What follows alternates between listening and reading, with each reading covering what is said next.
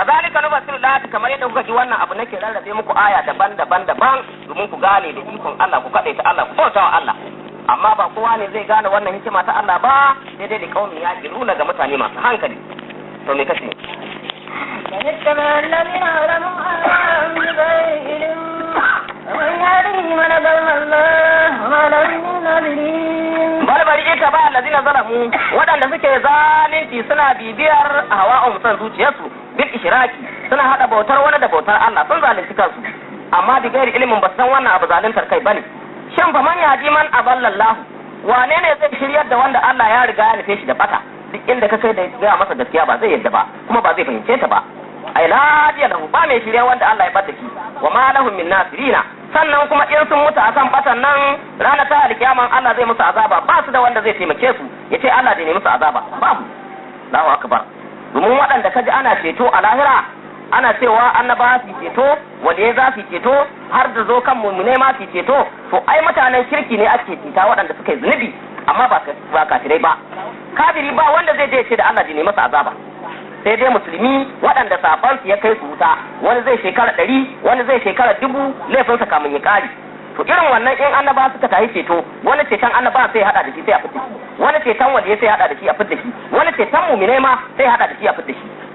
amma kafiri in ya shiga wuta har abada baya fita Allah ya kiyaye to me kace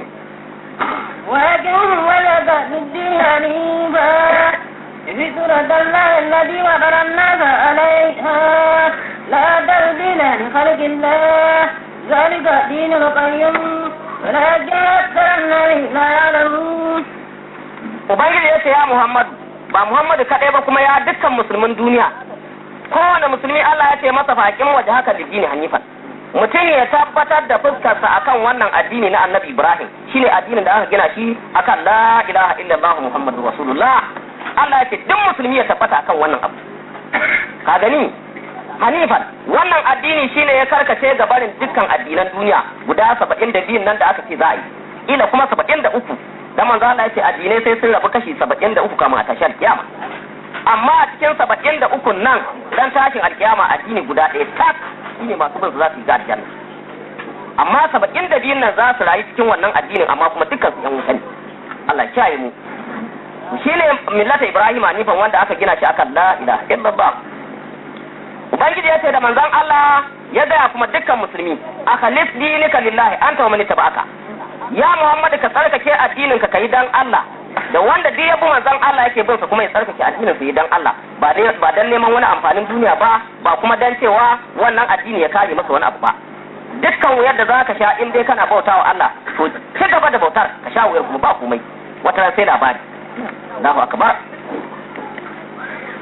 fidatan lahi wannan shine halittar ubangiji da ya halicci wato fadaran nasu alaiha akan wannan addini na musulunci Allah ya halicci kowane bawan Allah dukkan mahalukin duniya Allah ya halicce shi akan addinin Islama wa hiya dinihi arzamuha shine addinin annabi kowa fa ila zantu wannan addini na musulunci wato dukkan mutumin duniyar nan da mace da namiji da yaro da babba da bayahude da banasare da arne bakikken wanda baya bin addinin kowa yana bauta a duke da itace akan addinin musulunci Allah ya halicce ba akan cewa shi ba yahude bane ko shi ba nasare bane ko shi arne mai bautar duwatsu bane a ba ko daya amma kuma wato wannan abu ubangiji ya riga ya kaddara shi cewa wane komai girman sa ko ya kusa mutuwa zai bar wannan addini na Islama ya koma irin addini kaza ko kuma in yayi wayo ya je duniya kan ya balaga iyayen za su nuna masa wani addini dan shine manzo Allah yake cewa kullu mauludin yuladu ala fitratil islam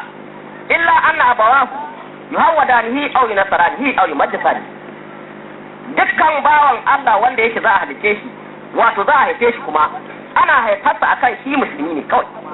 akan addinin musulunci zai zo duniyar nan ya dauko alƙawarin zai kadaita Allah zai sallah zai azumi zai zakka zai haji zai bi iyayensa zai bi kuma dukkan abin da ya zo daga Allah din ta bakin manzanninsa zai bi wannan abin haka kowane bawan Allah yake dauko alƙawarin zai zo duniya to sai fa ya zo in yana nan daga shekara ɗaya yaro har shekara biyu har shekara biyar har shekara 10 har shekara 15 in yaron arna ya mutu in ya mutu dan aljanna ne dan arni in dai ya mutu bai balaga ba to ubangiji yace in ya mutu aljanna za a sahi amma ba za a bashi gidansa na kansa ba kaji sabanin kuma yadda yake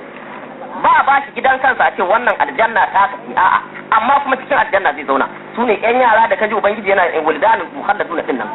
to su ne irin waɗannan yaran za a watsa su a yi musu ado kyawawa yan ƙanana abin kallon dan aljanna kenan su ne abin kallon sa ba dan aike ba zai aike su ba ya rika ganin su kawai suna wargi yana jin daɗi saboda haka Allah zai halice su zai zuba musu dan a cikin aljanna wani aike zaka ina zaka aiki mutum abin da kake so shi zai zo da kansa idan itace kake so itacen ne ba za ka ce itace zo ba marmarin da kai ya kirawo abin kenan sai zai itacen a gaban ka da ƴaƴansa ga shi wato ka ji kudurar Allah idan ka ci abinci ka koshi kana gama ɗauke hannunka abincin na koma kamar baka taba shi kuma abincin ba wata mata ce ta tuka ba wani namiji ne ya tuka ba nama ne gashi nan tire guda ɗaya an ce kowane tire dan aljanna akwai tsakanin abin sha da abinci da abin tsotsa kowane tire ɗaya dama abinci iri 70 ne a cikin abincin kana shiga ɗaki abincin na zuwa kana waje kana tafiya abincin na binka kuma inda duk kake so abincin sai ya zo ya tsaya ka zaɓi wanda kake so in ka sha ka koshi sai dai ka gaji ba ta cikin ka ba zai cika ka ce na koshi irin ciki na zai min yawa ba sai dai ka bari ka koma kan wannan ka bari ka koma kan wannan kuma kai ta ci kai ta sha kai ta tsotsa cikin ka ba zai daga ba za ka yi fitsari ba za ka yi kaki ba ka ji irin zaman aljanna da ake ba shi da aljanna ga abinci ko iri malam gashi nan in za ka kwana ci ka wuni ci gashi nan iri daban-daban da ka ɗauka ka ci wannan in ka koma ka ɗauka kan ka zago kan wanda ka fara ci sai ka ji ya canja ba irin na ɗazuban haka abincin yake dan aljanna in ya ci ya koshi ma da sai gumi ya faso masa ko in ya shaye ya koshi sai gumi ya faso masa da gumin ya faso sai iska ta zo ta wuce ta gun ta bushe gumin kenan ta ɗebe gumin to wannan gumin da ya balla shine abin da ya cin ya fita kenan in yana so ya koma shi wani Allahu akbar saboda wannan ubangiji ya ce fa dai amalin amiluna duk mai neman aljanna to ya aikata aikin neman aljanna garin da ba gajiya ba ciwo ba tsufa ba mutuwa ita mutuwar kanta yanka ta za a yi a zamanin da aka ce an gama hisabi kaf mutane sun ketare sirati malam an je an sha alkausara an zo yan aljanna sun shiga aljanna yan wuta kuma an kai su wuta yayin nan ubangiji zai ce da mala'ika jibril a zo da azra'ilu sai a zo da mala'ika azra'ilu wanda yake zuwa yana ɗauko ran mutane sai a ce shin ina mutuwa ne wacce take ɗaɗɗauke raukan bayan Allah daga duniya suka zo nan sai a ce da azra'ilu zo da ita sai azra'ilu ya kamo mutuwar wato tana da sura kamar yadda rago yake haka zai zo da ita idan ya zo da ita sai a tsaye da ita tsakanin yan aljanna da tsakanin yan wuta a buɗe wa yan aljanna wundunan gidansu duk gaba ɗaya sai su leko a buɗe wundunan masu wuta duk yan wuta a buɗe musu wundu a ce su leko malam kowa ya leko ubangiji ya sa a yi hela ya ce wannan halitta da ganta ya ita ce mutuwa ita ce wacce ta je da ɗaiɗai daga kan banku har kakanku har ƴaƴanku ta kafu wannan muƙami da kuke yanzu to saboda haka ga ta na kawo yan aljanna menene shawaran ku akan wannan mutuwa ita ce wacce ta ɗauko ku daga duniya wato yanzu kun yarda a yanke mutuwan nan ita ma ta mutu ya zama ba mutuwa kuma har abada